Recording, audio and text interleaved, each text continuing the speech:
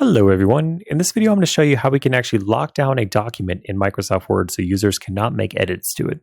So let's say that a user or employees are provided this form and they have to print out this form and fill it out by hand. They can't make changes to this document. So what we need to do is we have to head over here to Review. Once we head over here to Review, come over here to the Protect section, select Restrict Editing. And there's some different options here, but the one that we're looking for is number 2, Editing Restrictions. So let's go ahead and select the checkbox. And once we do that, you can see right here, it gives us some different options, but the one that we're looking for is called No Changes, Read Only. And we can also add in exceptions if we would like to. And we can also go ahead and I'll show you in a second where we can actually add in a password.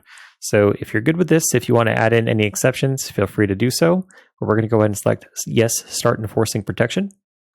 Okay, and we can go ahead and add in a password. So the benefit to adding in a password is if you don't add one in and someone knows how to disable this, they could just come right over here to restrict editing and then just change it so that they can make changes to the document. So you want to lock it down with a password. So we're just going to go ahead and put in the word password for password. You can also use authentication if you would like to as well, but we're good with just using a password.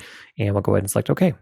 So now that we're good, it's going to give us the option where we can go ahead and find next region I can edit, show all regions I can edit. If we select this, we can't do anything because we can't do anything on this document because the entire thing is locked down. So if I come over here and I try to type, nothing happens. But you can see here in the bottom left, you can't make changes because the selection is locked. So there may be times where you only want to lock down certain fields, or in this case, you want to lock down the entire document. Now, if you want to open it back up for editing, you just have to come over here to stop protection, and then go ahead and add in the password. Our password was password.